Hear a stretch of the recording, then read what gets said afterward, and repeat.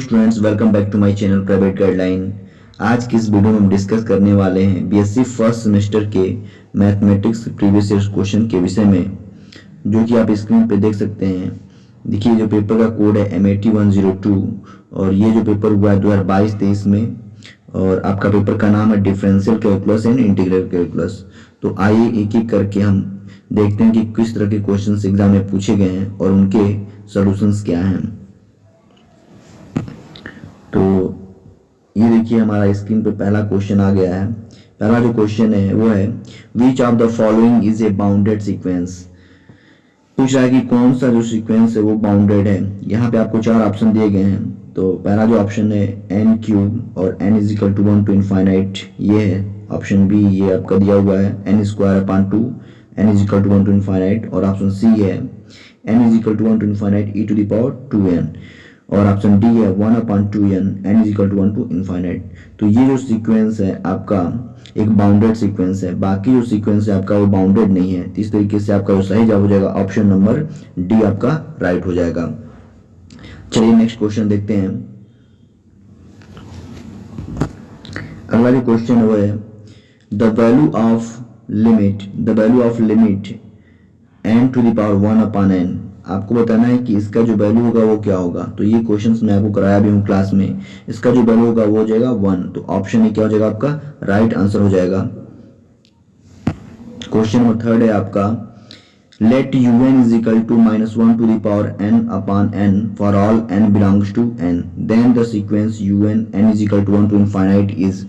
कह रहा है कि अगर un का वैल्यू आपका ये हो तो जो सीक्वेंस बन रहा है un वो क्या होगा, कन्वर्जेंट होगा कि बाउंडेड बट नॉट कन्वर्जेंट होगा कि अनबाउंडेड होगा। तो आपको बताना है कि इन चारों ऑप्शन में कौन सा ऑप्शन सही होगा। तो इसका सही हो जाएगा option number A convergent and limit n tends to un is equal to, इसका वैल्यू 0 होगा। तो ऑप्शन क्या हो जाएगा आपका राइट आंसर हो जाएगा। नेक्स्ट क्वेश्चन देखते हैं। अगला जो हमारा क्वेश्चन है क्वेश्चन नंबर 4, कह रहा है कि consider the following statement every convergent sequence of real number has unique limit. और दूसरा कह रहा है कि every bounded sequence of real number need not be convergent. तो ये जो दोनों जो स्टेटमेंट है आपका वो करेक्ट है। तो इस तरीके से आपका जो ऑप्शन हो जाएगा option number C. Option number C क्या हो जाएगा आपका राइट आंसर, क्योंकि ये भी करेक्ट है और ये भी करेक्ट है। तो ऑप्शन सी हो जाएगा आपका राइट आंसर। नेक्स्ट क्वेश्चन देखते हैं हम लोग। अगला जो क्वेश्चन है हमारा क्वेश्चन नंबर 5।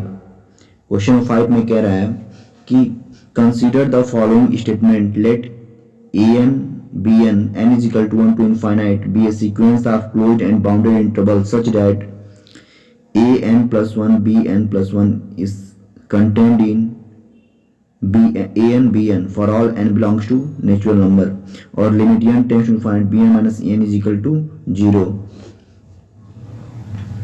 फिर आगे कह रहा है कि then intersection of n is equal to 1 to infinite an bn contains exactly one point here n denotes the set of natural number then the above statement is known as।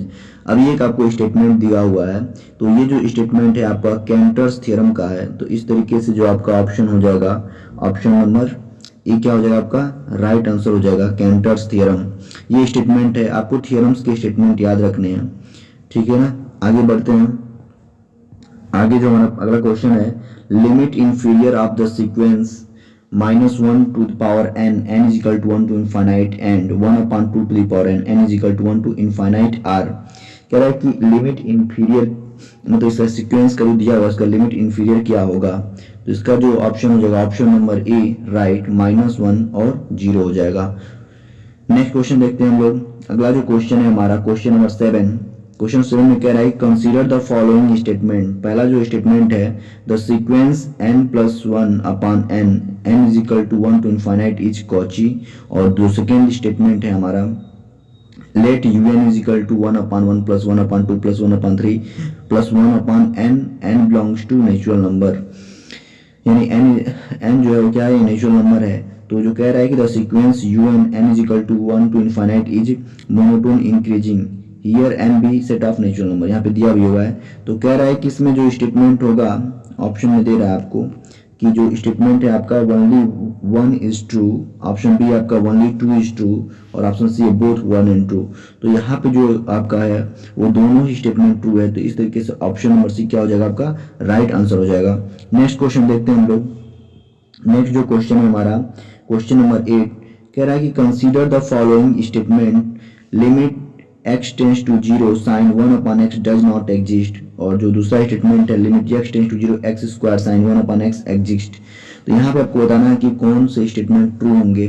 तो यहाँ पे देखिए जो limit sine 1 upon x it does not exist होगा, ये भी statement true है और ये भी स्टेटमेंट आपका ट्रू है। तो इस तरीके से जो ऑप्शन नंबर सी क्या हो जाएगा आपका right answer, both statement true. Next question देखते हैं हम लोग। नेक्स्ट जो हमारा क्वेश्चन है वो क्वेश्चन नंबर 6 है, कह रहा है कि if divergence of v is equal to 0 then b is solenoidal, b is irrotational, b is solenoidal as well as irrotational और d कह रहा है नन ऑफ दिस।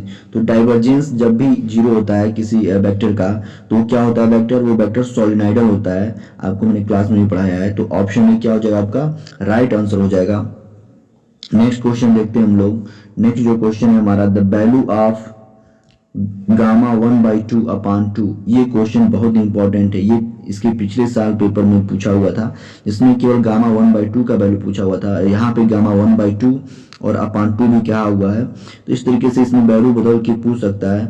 तो यहाँ पे इसका जो गामा 1/2 का वैल्यू होता है रूट पाई, तो गामा 1/2 अपान जो 2 हो जाएगा इसका जो वैल्यू होता है रूट पाई बाई 2। तो ऑप्शन भी क्या हो जाएगा आपका राइट आंसर हो जाएगा। अगला क्वेश्चन हम लोग देखते हैं। अगला जो हमारा क्वेश्चन है question number 11, relationship between beta and gamma function is. तो आपको बताया गया है कि बीटा और गामा फंक्शन में किस तरह का रिलेशन होता है। तो आपको पता है कि beta m n equal to gamma n upon gamma m plus n होता है और एम एन ग्रेटर देन 0 होता है। तो ऑप्शन ए क्या हो जाएगा आपका राइट आंसर हो जाएगा। नेक्स्ट क्वेश्चन देखते हैं हम लोग। अगला जो क्वेश्चन है कह रहा है कि if gamma n denotes the gamma function then which of the following is correct. अगर गामा एन जो है वो गामा फंक्शन को डिनोट कर रहा है तो उसका जो वैल्यू होता है वो क्या होता है। तो आपको पता है कि जो गामा एन डिफाइन होता है वो कैसे डिफाइन होता है, gamma n is equal to होता है आपका 0 to infinite e to the power minus t t to the power n minus 1 dt। तो यहाँ पे वेरिएबल कुछ भी हो सकता है, तो ये हो जाएगा 0 to infinite e to the power minus x x to the power n minus 1 dx और n ग्रेटर देन 0। तो ऑप्शन ए क्या हो जाएगा आपका राइट आंसर हो जाएगा। नेक्स्ट क्वेश्चन देखते हैं हम लोग। क्वेश्चन नंबर 13 है आपका, इसमें कह रहा है कि the curve y square a minus x is equal to x cube is symmetric about x axis, symmetric about y axis, symmetric about both x and y axis और नन ऑफ द अबव। तो इसका जो सही जवाब हो जाएगा वो option number A symmetric about x axis. अगला क्वेश्चन देखते हैं। क्वेश्चन नंबर 14 है आपका, the value of 0 to pi by 2 cos m theta sin n theta d theta sorry the value of 0 to pi by 2 cos to the power m theta sin to the power n theta d theta, इसका value पूछ रहा है। तो ये आपको कराया गया है क्वेश्चन, इसका वैल्यू क्या हो जाएगा, ये भी काफी इंपॉर्टेंट है। इसका जो वैल्यू हो जाएगा option number C gamma m plus 1 upon 2 gamma n plus 1 upon 2 upon 2 times gamma m plus n plus 2 upon 2। इसको बदल के बार बार पूछता रहता है, कभी कभी यहाँ पे पावर में m माइनस 1 लिख देता है, कभी कभी पावर में m प्लस 1 लिख देता है, n प्लस 1 लिख देता है। तो इस तरह से वैल्यू बदल के पूछ सकता है, तो इसको आप हमेशा याद रखिएगा। आगे क्वेश्चन देखते हैं। अगला क्वेश्चन क्या है हमारा, अगला जो क्वेश्चन है हमारा 15 नंबर वाला, कह रहा है कि curve represented by the equation x cube x to the power 2/3 plus y to the power 2/3 is equal to a to the power 2/3 is known as. तो ये जो इक्वेशन है एस्ट्रॉयड का इक्वेशन है, तो ऑप्शन भी क्या हो जाएगा आपका राइट आंसर हो जाएगा। अगला क्वेश्चन देखते हैं हम लोग। क्वेश्चन नंबर 16 है, कह रहा है कि if f is equal to axi plus byj plus cz के abc are constant then double integration of f ds यानी सरफेस इंटीग्रेशन आपको लेना है, where S the surface of unit sphere, इसका वैल्यू क्या होगा। तो इसका जो वैल्यू होगा वो जाएगा 4 pi by 3 a plus B plus C, यानी ऑप्शन बी क्या हो जाएगा आपका राइट आंसर हो जाएगा। अगला क्वेश्चन देखते हैं हम लोग। अगला जो क्वेश्चन है हमारा क्वेश्चन नंबर 17 कह रहा है कि the necessary and sufficient condition for vector AT to have a constant direction. इस पे एक और क्वेश्चन बना हुआ था कांस्टेंट मैग्नीट्यूड वाला। तो कांस्टेंट डायरेक्शन के केस में क्या होता है, d upon d t is equal to 0 जाता है, तो ऑप्शन सी क्या हो जाएगा आपका राइट आंसर हो जाएगा। अगला क्वेश्चन देखते हैं। क्वेश्चन नंबर 18 है, consider the following statement for a function F such that 0 to tends to r defined as fx is equal to this and x is equal to 1 is a point of jump discontinuity। और जो second statement आपको दे रहा है वो कह रहा है कि the function fx is equal to x जब x बिलोंग्स टू q होगा और माइनस x होगा जब x belongs to r minus q। अब ये is continuous only at x equal to 0। यहाँ पे आपको दो स्टेटमेंट दिए गए हैं और ऑप्शन में क्या पूछा जा रहा है आइए देखते हैं। कह रहा है कि जो स्टेटमेंट 1 है वो ट्रू है, स्टेटमेंट जो 2 है वो ट्रू है, बोथ 1 एंड 2 ट्रू है, और डी में कह रहा है कि बोथ 1 एंड 2 आर फॉल्स। तो इसका जो सही जवाब हो जाएगा option number C, both 1 and 2 are true, दोनों ही ट्रू है। तो ऑप्शन सी क्या हो जाएगा आपका राइट आंसर हो जाएगा। अगला क्वेश्चन देखते हैं हम लोग। अगला क्वेश्चन जो है क्वेश्चन नंबर 19 कह रहा है कि कंसीडर द फॉलोइंग स्टेटमेंट, और इसके लिए कह रहा है कि the function fx defined by fx is equal to mod x for all x belongs to r is not differentiable at x equal to 0। और फिर कह रहा है the function fx defined by fx is equal to mod x is differentiable at x equal to 0। तो यहाँ पे एक ही statement में को चेंज करके दिया, एक बार नॉट लगा के दिया है, एक बार नॉट कर दिया है। तो जाहिर सी बात है कोई एक ही स्टेटमेंट यहाँ पे ट्रू होगा। तो इसमें जो स्टेटमेंट आपका ट्रू होगा हो जाएगा पहला स्टेटमेंट कि जो fx is equal to mod x जो है वो not differentiable at x equal to 0 होता है। तो ऑप्शन में क्या हो जाएगा आपका राइट आंसर हो जाएगा। चलिए नेक्स्ट क्वेश्चन देखते हैं हम लोग। नेक्स्ट क्वेश्चन हमारा क्या है, नेक्स्ट क्वेश्चन है कह रहा है कंसीडर द फॉलोइंग स्टेटमेंट। देखिए स्टेटमेंट्स बहुत सारे दिए हैं तो आपको स्टेटमेंट कुछ फिक्स जो वैल्यू मतलब कुछ अच्छे स्टेटमेंट हैं क्वेश्चंस में आपको उनको याद रखना है। कह रहा है कि let a b a closed and bounded interval f such that a b tends to r be continuous function if f a greater than 0 and f b less than 0 then there exists a point c belongs to such that f c is equal to 0। और दूसरा कह रहा है कि continuous image of closed and bounded interval is a closed and bounded interval. तो अब यहाँ पे ऑप्शन में दे रहा है आपको, ऑप्शन देख लेते हैं क्या दे रहा है। ऑप्शन में कह रहा है कि इसमें कौन ट्रू होंगे कौन नहीं ट्रू होंगे। तो यहाँ पे जो दोनों स्टेटमेंट है वो ट्रू है। तो ऑप्शन सी क्या हो जाएगा आपका राइट आंसर हो जाएगा। चलिए नेक्स्ट क्वेश्चन देखते हैं। नेक्स्ट क्वेश्चन जो हमारा 21 कह रहा है कंसीडर द फॉलोइंग स्टेटमेंट। देखिए स्टेटमेंट से बहुत सारे क्वेश्चंस दिए गए यहाँ पे। Let a b a closed and bounded interval and f such that a b tends to r be a function if f is differentiable at c belongs to a b. और दूसरा statement कह रहा है कि let a b a closed and bounded interval and f comma g such that ab tends to r f dot g है, देखिए common है ये f g such that ab tends to r be two function, और if f comma g are continuous at c belongs to ab then f plus g is also continuous at c। अच्छा यहाँ पे comma ही दिया यहाँ पे, ठीक है। तो ये दोनों जो स्टेटमेंट दिया आप कह रहा है कि इसमें क्या हो कौन सा ट्रू होगा। तो यहाँ पे फिर से दोनों स्टेटमेंट ट्रू होगा क्योंकि अगर f और g दो फंक्शन दिए गए हैं और एक अलग अलग कॉन्टिन्यूस हैं तो फिर दोनों का सम भी क्या हो जाता है कॉन्टिन्यूस हो जाता है। तो इस तरीके से ऑप्शन आपका जो डी है वो क्या हो जाएगा राइट आंसर हो जाएगा। Option D both are true. Next question देखते हैं हम लोग।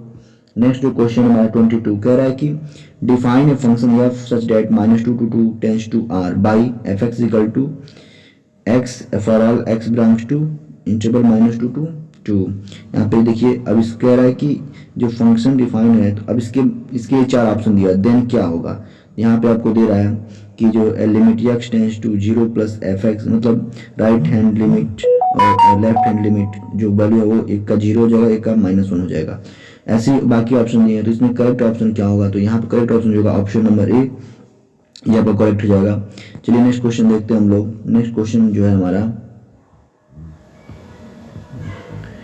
कह रहा है कि चूज द करेक्ट स्टेटमेंट। यहाँ पे आपको करेक्ट स्टेटमेंट चूज करना है। कह रहा है कि लैग्रेंज मीन वैल्यू थ्योरम ये particular case of Rolle's theorem. तो ये तो स्टेटमेंट आपका ट्रू नहीं है। अगर कहें रोल्स थ्योरम ये particular case of Lagrange mean value theorem, आपको मैंने बताया अभी तक क्लास में जो रोल्स थ्योरम होता है वो एक पर्टिकुलर केस होता है लैग्रेंज मीन वैल्यू थ्योरम का। तो ऑप्शन बी क्या हो जाएगा आपका राइट आंसर हो जाएगा। चलिए नेक्स्ट क्वेश्चन देखते हैं। हमारा जो नेक्स्ट क्वेश्चन है क्वेश्चन नंबर 24 कह रहा है कि क्वेश्चन 24 में कह रहा है कि define two function f and g on the set of all real number fx equal to sin x है और gx equal to e to power ax है। तो आपसे पूछा है कि जो nth डेरिवेटिव होगा fx और gx का उसका वैल्यू क्या होगा। तो जो आपका fx equal to sine x का nth डेरिवेटिव जब लेंगे तो sine n pi by 2 plus x हो जाएगा, और जो e टू पावर x का लेंगे तो e to power n e to power x हो जाएगा। ये आपको डिराइव भी कराया गया है। तो ऑप्शन ए क्या हो जाएगा आपका, पहला ही ऑप्शन राइट हो जाएगा, ऑप्शन ए राइट हो जाएगा। नेक्स्ट क्वेश्चन देखते हैं हम लोग। नेक्स्ट क्वेश्चन जो हमारा है 25 कह रहा है कि let summation n is equal to 0 to infinite a n x to power n be a Maclaurin series of the function f(x) equal to cos 2x, then the value of 2a0 plus a2 is। यहाँ पर बताना है कि 2a0 plus a2 का वैल्यू क्या होगा। तो इसका जो वैल्यू आता है वो आता है, आप सॉल्व करके देखेंगे तो इसका जो वैल्यू आएगा वो हो जाएगा 0। तो ऑप्शन में क्या हो जाएगा आपका राइट आंसर हो जाएगा। नेक्स्ट क्वेश्चन देखते हैं। नेक्स्ट जो क्वेश्चन है हमारा, define a function f such that r square tends to r by fx is equal to this, then the value of fxx plus fyy is। इसका जो value आ जाएगा हो जाएगा, इसका वैल्यू 0 ही आएगा। तो ऑप्शन ए क्या हो जाएगा आपका राइट आंसर हो जाएगा। नेक्स्ट क्वेश्चन देखते हैं।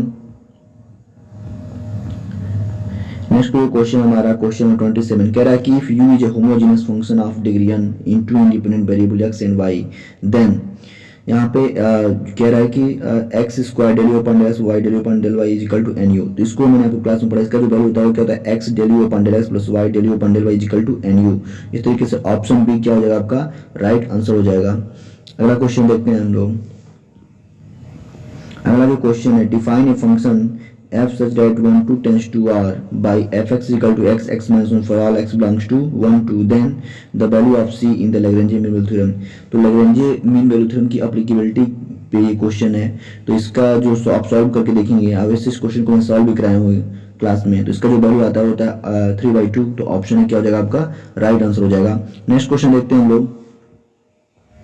नेक्स्ट जो क्वेश्चन है हमारा, let a b a closed and bounded interval and c belongs to a b, let f, g such that ab tends to r be two continuous function। यानी f और g दो continuous function दिया है, और कह रहा है कि limit x tends to c fx l हो और limit x tends to c gx m हो, then limit x tends to c fx plus gx is. तो ये आपको मैंने बताया था, ये प्रॉपर्टी एक होती है। यहाँ पे क्या हो जाता है, यहाँ पे जो आपका अलग अलग लिमिट का सम हो जाता है। तो ऑप्शन में क्या हो जाएगा आपका राइट आंसर हो जाएगा। अगला क्वेश्चन देखते हैं हम लोग। अगला क्वेश्चन हमारा है, अगला जो क्वेश्चन है क्वेश्चन नंबर 30 कह रहा है कि define two function f and g on r by fx is equal to cos x for all x belongs to r and gx equal to e to the power 2x plus 3 belongs to r। Then इसका nth derivative यहाँ पे भी आपको निकालना है। तो इसका जो nth डेरिवेटिव होगा वो क्या हो जाएगा, इसका जो nth डेरिवेटिव होगा वो जाएगा cos n pi by 2 plus x और 2 टू पावर 2x प्लस 3। तो ऑप्शन ए इसका राइट आंसर हो जाएगा। आप सॉल्व करके देख लीजिएगा क्या आ रहा है। नेक्स्ट क्वेश्चन देखते हैं हम लोग। नेक्स्ट जो क्वेश्चन है हमारा 31 कह रहा है कि the value of x square minus 16 x square plus 9 upon x minus 4 at limit x tends to 4 पे। x टेंड्स टू 4 पे इस फंक्शन का आपको वैल्यू बताना है। तो इसका जो वैल्यू आएगा आप सॉल्व करके देखिएगा 200 आएगा। इस तरह क्वेश्चन में कराया हूँ, बस वैल्यू चेंज कर दिया यहाँ पे। तो सॉल्व करेंगे तो 200 मिलेगा। तो ऑप्शन इसका राइट आंसर हो जाएगा। अगला क्वेश्चन हम लोग देखते हैं। अगला जो क्वेश्चन है क्वेश्चन 32 कह रहा है कि gamma n is equal to, तो जो गामा n होता है उसका जो वैल्यू होगा वो जाएगा n-1 n-2 n-3 और ये 1 तक मल्टीप्लिकेशन चलेगा। तो ऑप्शन में क्या हो जाएगा आपका राइट आंसर हो जाएगा। अगला क्वेश्चन देखते हैं। अगला जो क्वेश्चन है हमारा क्वेश्चन है 33 कह रहा है कि विच of the following is correct, कौन सा इसमें करेक्ट है। तो ये जो है प्रॉपर्टी होती है, तो उसमें पहला ये ऑप्शन क्या आपका राइट आंसर है, gamma n upon z to the power n equal to 0 to infinite e to the power minus z और x to the power n-1 dx। ये प्रॉपर्टी आपको पढ़ाया गया है, तो ऑप्शन ही राइट हो जाएगा। अगला क्वेश्चन देखते हैं हम लोग। अगला जो क्वेश्चन है हमारा क्वेश्चन है 34 the integral 1 to infinite dx upon x to power n is convergent. कह रहा है कि ये कन्वर्जेंट कब होगा, तो इसमें जो कंडीशन होता है वो n ग्रेटर देन 1 होता है। तो n ग्रेटर देन 1 पे कन्वर्जेंट हो जाएगा। तो ऑप्शन बी क्या हो जाएगा आपका राइट आंसर हो जाएगा। अगला क्वेश्चन देखते हैं हम लोग। अगला क्वेश्चन है the force field is conservative. Force field conservative कब होगा, तो curl f is equal to 0 होता है उस केस में। तो कर्ल ऑफ एनी ऑप्शन क्या हो जाएगा आपका राइट आंसर हो जाएगा। अगला क्वेश्चन देखते हैं हम लोग। अगला जो हमारा क्वेश्चन है क्वेश्चन 36 कह रहा है कि if r is equal to x i plus y j plus z k is a position vector then the value of curl R का वैल्यू क्या होगा।